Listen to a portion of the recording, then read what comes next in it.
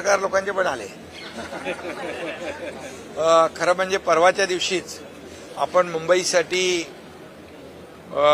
काही ऐतिहासिक निर्णय घेतले. पागडी मुक्त मुंबई आणि त्याचबरोबर सर्वांना जवळपास 20,000 इमारतींना ओसी देण्याचा निर्णय आणि गिरणी कामगारांच्या संदर्भात देखील चाळींचा जो विषय आहे तो, असे अनेक निर्णय आपण मुंबईकरांसाठी जे आतापर्यंतच्या इतिहासामध्ये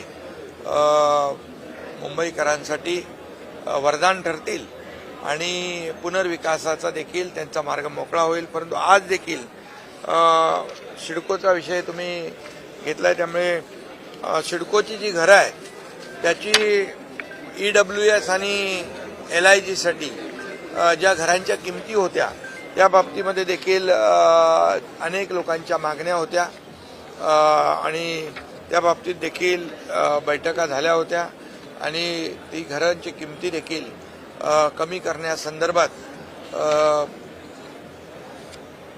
एक विधान परिषदेतील आमदार विक्रांत पाटील आणि शशिकांत शिंदे आणि इतर लोकांच्या बरोबर देखील चर्चा बैठक झाली होती.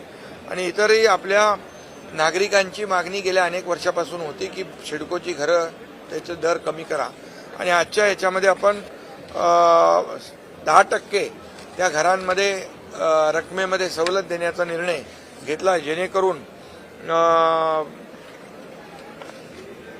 नव्या मुंबईमध्ये जवळपास 17,000 घरं या घरांमध्ये जे लॉटरीच्या माध्यमातून लॉटरी निघेल त्या 10% रक्कम कमी करण्याचा निर्णय आम्ही घेतला आहे.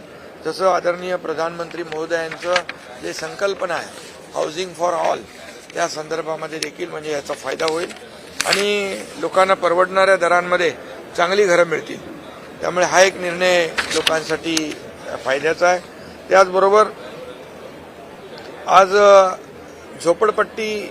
मुंबई झोपडपट्टी मुक्त करण्यासाठी देखील सरकारने मोठं पाऊल उचललेलं आहे. मुंबईमध्ये 50 एकरापेक्षा जास्तीच्या भूखंडावर क्लस्टर योजना राबवतोय आपण. SRAमध्ये क्लस्टर योजना राबवत असताना ती क्लस्टर योजना म्हणजे काय तर एक मोठी अशी सिटी विदिन डेव्हलप सिटी असं आपण म्हणावं लागेल.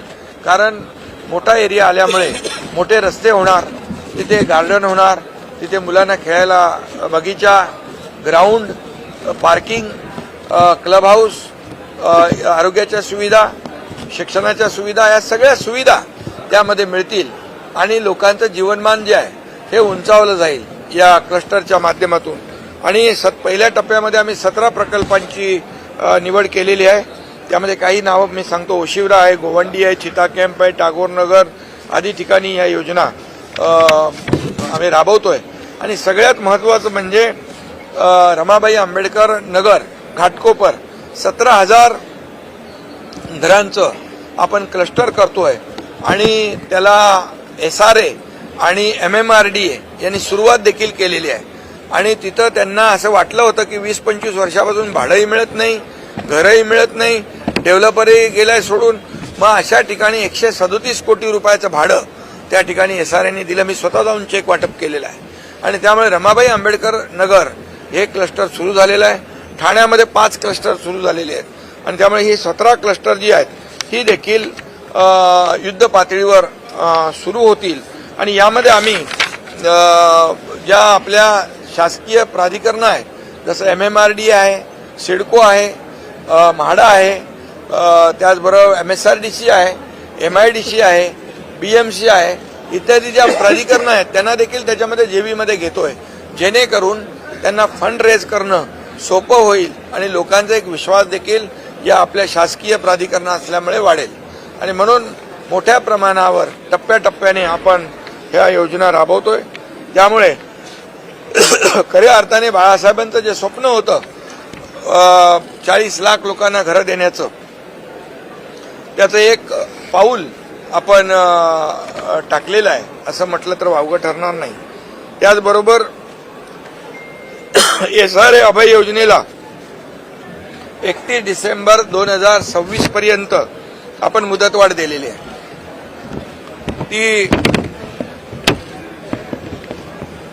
अभय योजना तिची मुदत संपली होती. काही SRA योजना ज्या आहेत त्या वंचित झाल्या होत्या त्यापासून नागरिक, त्यामुळे ते देखील SRA अभय योजनेला 31 डिसेंबर 2026 पर्यंत आपण मुदतवाढ देतोय. SRA प्रकल्प आता मोठ्या प्रमाणावर सुरू होतील. त्याच्या तक्रारी त्याच्या 2000च्या वरती काहीतरी केसेस आहेत. त्यामुळे याचा जलद निपटारा करण्यासाठी AGRC जे आहे त्याची देखील संख्या वाढवण्याचा निर्णय घेतला आहे, जेणेकरून जे केसेस सुरू आहेत या केसेस तात्काळ युद्ध पातळीवर सोडवता येतील आणि लोकांना मोठ्या प्रमाणावर दिलासा मिळेल आणि पुनर्विकासाचा मार्ग जो आहे मोकळा होईल. म्हाडाच्या ओसीसाठी देखील अभय योजना जी होती त्याला देखील आपण 31 डिसेंबर 2026 पर्यंत 1 वर्षाची मुदतवाढ दिलेली आहे. यामध्ये देखील म्हाडाचे जे रहिवासी आहेत त्यांना देखील याचा लाभ होईल.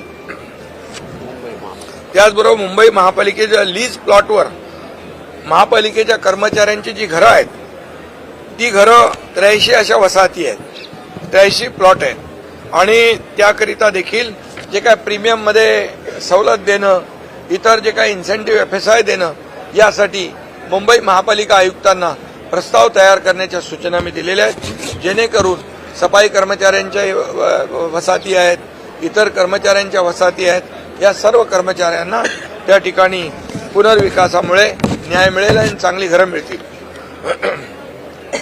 त्याचबरोबर फनेल झोनचा जो रखडलेला प्रश्न होता, आता मुख्यमंत्री महोदयांनी खालच्या सभागृहात देखील त्याच्यावर सुतोवाच केलं होतं म्हणून निवेदनामध्ये. रखडलेल्या इमारतींचा पुनर्विकास जे फनेल झोन आहे, फनेल झोनमध्ये जे हाईट रेस्ट्रिक्शन आहे त्या हाईट रेस्ट्रिक्शनमुळे त्यांना पूर्ण FSI वापरता येत नाही आणि तो FSI वापरता न आल्यामुळे पुनर्विकासाला खीळ बसलेली आहे.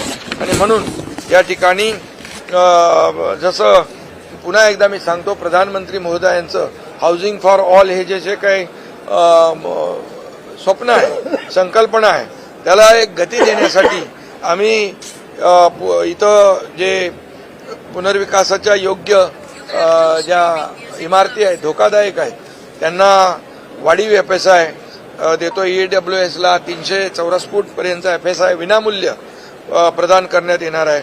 त्याचबरोबर LIGमध्ये 600 चौरस फूट पर्यंतच्या सदनिकांना पुनर्बांधणीसाठी विनाशुल्क व्हावी यासाठी देखील या योजनेमध्ये तरतूद केलेली आहे. या योजनेत खालीलप्रमाणे FSI ध्येय असणार आहे. जमीन मालक मूळ जमिनीच्या मालकी हक्का इतका बेसिक FSI त्यांना त्यांच्या मालकी हक्काच्या प्रमाणामध्ये ध्येय राहील.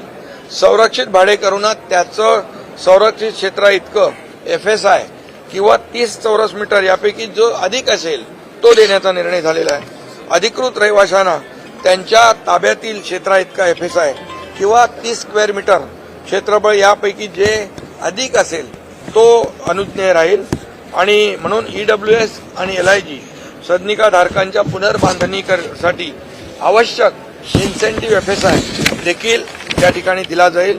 आणि म्हणून या बाबतीत देखील नवीन योजनेमध्ये विनियोजन 33/7, 33/9 या नियमांतर्गत इन्सेंटिव्ह प्रीमियम अनुषंगिक त्यांना फायदे जे आहेत ते देखील कायम राहतील.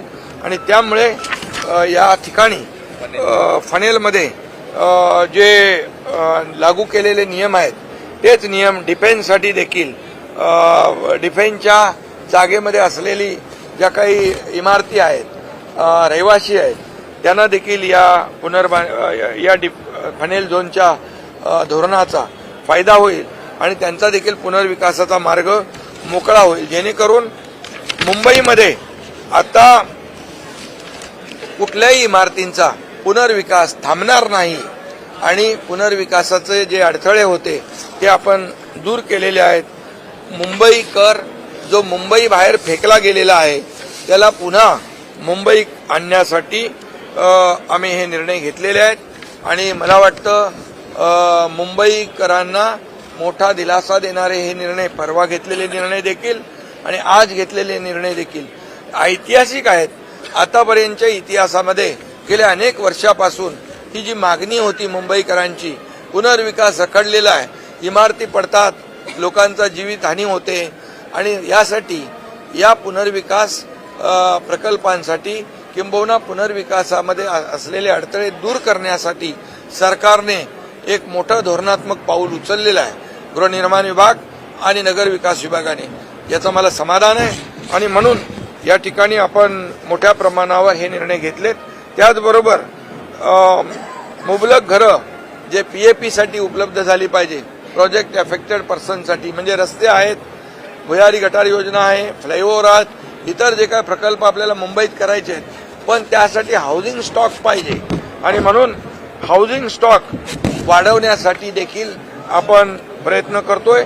जे PAPची घरं काही ठिकाणी विकासकांकडे आहेत ती देखील आपल्याकडे ताब्यात घेतली जातील आणि नवीन हाऊसिंग स्टॉक जो आहे या विविध माध्यमातून आपण तो देखील हाऊसिंग स्टॉक उपलब्ध करून घेतल्यामुळे हाऊसिंग बँक एक प्रकारची आपण तयार करतोय, जेणेकरून पुनर्वसनासाठी कुठेही घर कमी त्यांना घराची अडचण भासणार नाही. हा देखील एक मोठा निर्णय आपण घेतलेला आहे. आणि त्याचबरोबर एक खारफुटीचं संरक्षण जे आहे, मँग्रोवर देखील गेल्या अनेक वर्षापासून चर्चा होती की मँग्रोबद्दल कुठलंही धोरण सध्या तरी नाही आहे आणि त्यामुळे मँग्रोची मोठ्या प्रमाणावर कत्तल होते आणि मोठ्या प्रमाणावर त्या ठिकाणी कत्तल झाल्यामुळे पर्यावरणाचा देखील ऱ्हास होतो आणि म्हणूनच या आज जे मालकी हक्काचे मँग्रोव ज्याच्यावर आहेत त्यांना कुठलंही धोरण नसल्यामुळे ते मँग्रोव जे आहेत ते त्याच्यावर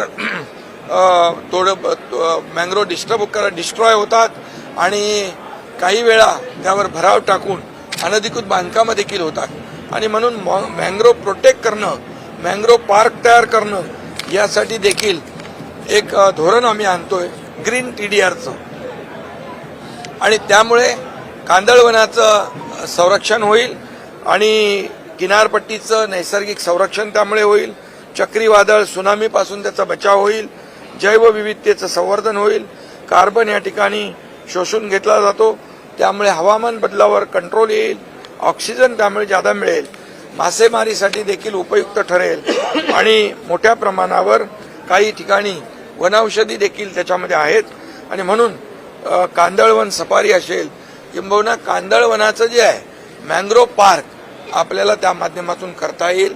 हे देखील धोरण आम्ही त्या ठिकाणी आणतो जेणेकरून पर्यावरणचा समतोल राखला जाईल आणि त्याचा फायदा राज्यातल्या सर्व लोकांना होईल. अशा प्रकारचे अनेक निर्णय आम्ही घेतलेले आहेत मुंबईकरांसाठी आणि हेच निर्णय इतर शहरांना देखील मुंबई बाहेरच्या MMR मध्ये किंबहुना राज्यभरातल्या इतर शहरांसाठी देखील हे निर्णय आम्ही टप्प्याटप्प्याने लागू करणार.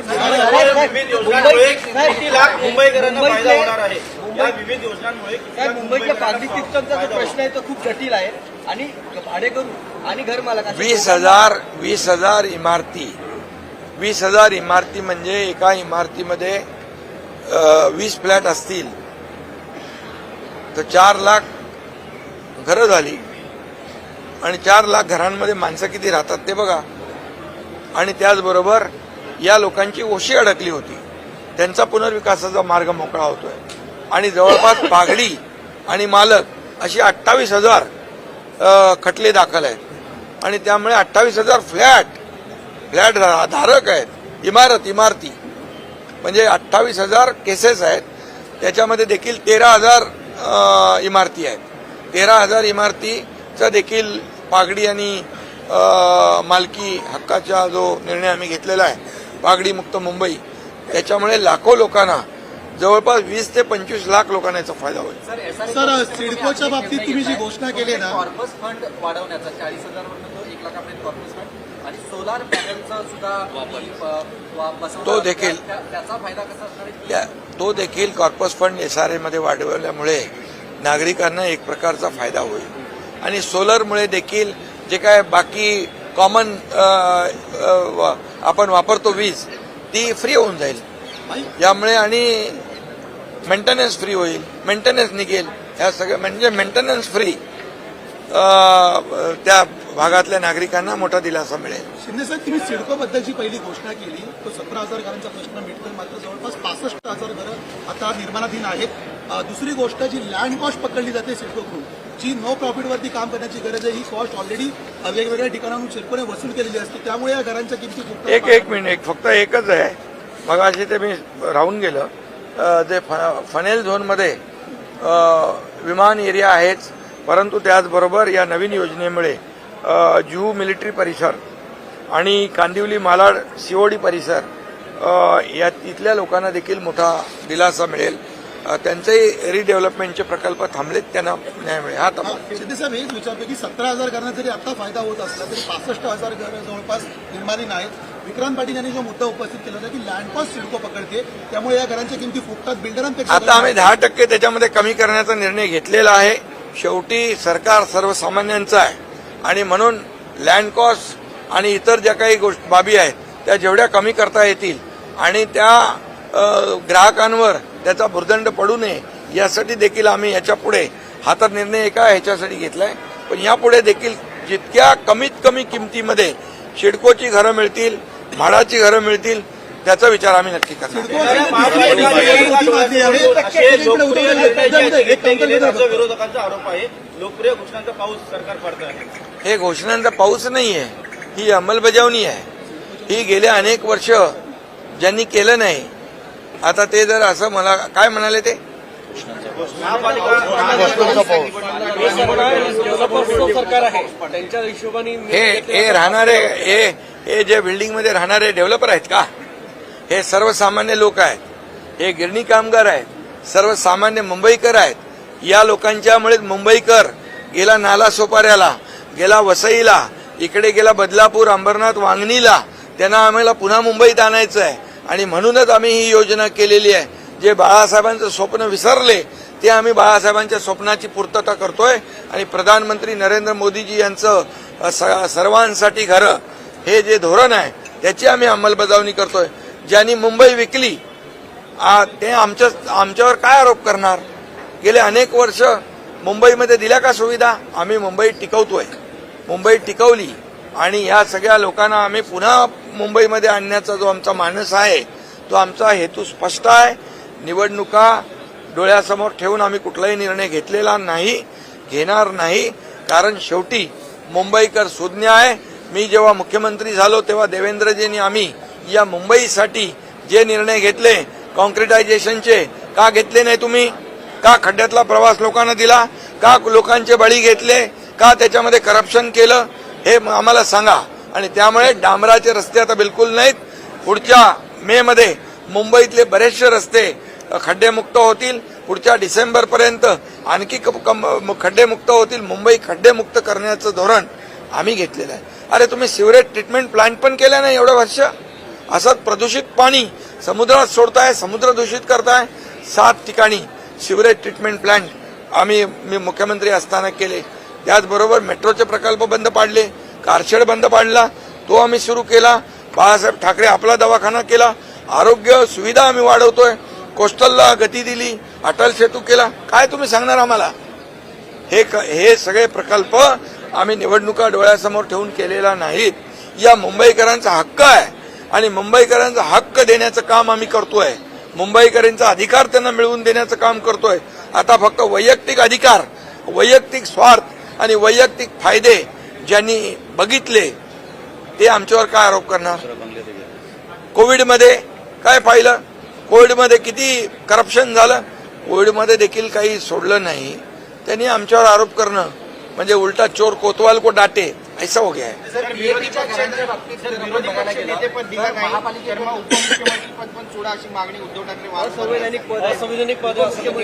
अरे अरायवल आणि डिपार्चर झालं का?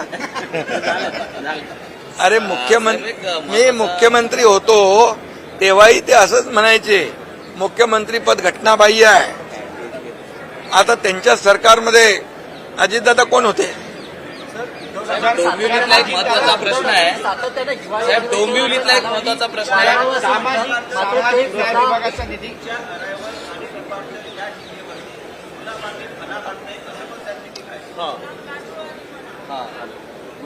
आयत्या बिळावर नागोबा असं आम्ही नाही. आम्ही मेहनत करतो आणि संघर्ष करून आम्ही इथं आलेलो आहे. एक शाखा प्रमुख ते मुख्यमंत्री, एक शेतकऱ्याचा मुलगा ते मुख्यमंत्री, हे हजम झालं नाही, अजूनही होत नाही, अजूनही पोटदुखी आहे. बाळासाहेब ठाकरे आपला दवाखाना आम्ही त्यांच्यासाठी काढलाय, मोफत फ्री ट्रीटमेंट, पण पोटदुखी जात नाही. त्यांना तुम्हीच आता जमाल गोटा द्या. डोंबिवलीचा प्रश्न आहे साहेब, प्रदूषणामुळे डोंबिवलीतले रस्ते गुलाबी झालेले आहेत. साहेब प्रदूषणामुळे ठाण्यातल्या डोंबिवली हिंदी बोलो. जो निर्णय आज आपने लिए हैं वो निर्णय चुनाव मद्देनजर आपने लिए है, ऐसा विपक्ष कह रहा है. और विदर्भ में अधिवेशन है, सुनो, विदर्भ के लिए कुछ एक नहीं. मिनट. विपक्ष ने ऐसा बोलना उनको नैतिक अधिकार है क्या? मुंबई में कितने सालों से सरकार में वो है. मुंबई में आज मुंबई करो के लिए पगड़ी मुक्त मुंबई, ओसी बिल्डिंग को नहीं, उनको 20,000 घरों फ्लैट 20,000 बिल्डिंग को ओसी देने का ऐतिहासिक निर्णय हमने लिया है. आज भी कई निर्णय लिए. यहाँ पर एसआरए क्लस्टर का निर्णय लिया है, कई ये मैंग्रोव का लिया है, ये फनेल जोन का निर्णय लिया है. ये पूरी तरह यहाँ पर मुंबई का विकास जो रुका पड़ा था, मुंबई का पुनर्विकास नहीं हो रहा था, इसको हमने सरकार ने आगे बढ़ाया है. और मुंबई अब भी जैसे निर्णय हमने लिए हैं, जैसे हमारे हिंदू हृदय सम्राट बाला साहब ठाकरे जी कहते थे 40 लाख लोगों को मुंबई में घर दे दो, क्या किया आपने? वो हम कर रहे हैं. आज मुंबई में एसआरए का क्लस्टर कर रहे हैं. 17,000 घरों का ये रमाबाई अंबेडकर कॉलोनी का प्रोजेक्ट शुरू हो गया एसआरए और एमएमआरडी के माध्यम से. 17 हमने ये ऐसे प्रकल्प एसआरए क्लस्टर किए हैं जिसके वजह से लाखों मुंबईकरों को घर मिलेंगे. तो ये जो इतने बड़े बड़े निर्णय लिए हैं, अभी मुंबई वासियों को जिनके वजह से मुंबई के बाहर जाना पड़ा, नाला सोपारा जाना पड़ा, मराठी मुंबईकरों को ये अंबरनाथ बदलापुर जाना पड़ा, उनको हम फिर मुंबई में लाने वाले हैं. और ये जो बड़े पैमाने पे घरों का पुनर्विकास करना, जैसे प्रधानमंत्री आवास योजना, प्रधानमंत्री जी का क्या सपना है, हाउसिंग फॉर ऑल, सबके लिए घर चाहिए. तो सबके लिए घर चाहिए, तो ये ऐसे एक एक दो बिल्डिंग बना के घर मिलने वाले नहीं है. इसलिए हमने इसमें जेबी लाई है, इसमें एमएमआरडीए को लिया है, शिडको को लिया है, एमआईडीसी को लिया है, एमएसआरडीसी को लिया है, बीएमसी को लिया है. माडा और एसआरए तो है ही है. इसलिए बड़े पैमाने पर यहाँ पर जो रीडेवलपमेंट का जो सवाल था, उसे हम कानून में बदलाव करके इसको हमने रीडेवलपमेंट का जो रुका था, उसके ऊपर कानून में बदलाव किया, नियम में बदलाव किया. उसको अभी मुंबईकर जो रहते हैं उनका पुनर्विकास हो जाएगा. बिल्कुल जो हाइट रेस्ट्रिक्शन के वजह से फनेल जोन में जिनका पुनर्विकास रुका पड़ा था, उनको भी हम टीडीआर दे रहे हैं, बेसिक एफएसआई, और उनके साथ जो रहता है उनका एफएसआई मिलकर ये टीडीआर दे रहे हैं. तो ये बड़ी बात है. और जिस डिफेंस से बाधित है उनको भी हम ये फनेल जोन का नियम लागू कर रहे हैं, ताकि अभी मुंबई में किसी भी तरह का रीडेवलपमेंट का प्रोजेक्ट रुकेगा नहीं और बिल्डिंग गिरकर लोगों की मौत नहीं होगी. इसीलिए सरकार ने ये निर्णय लिया है. अभी विपक्ष को क्या कहना है मुझे नहीं मालूम, वो कहते रहेंगे, हम काम करते रहेंगे. विदर्भ को क्या मिला सर? विदर्भ में अधिवेशन है, शिवसेना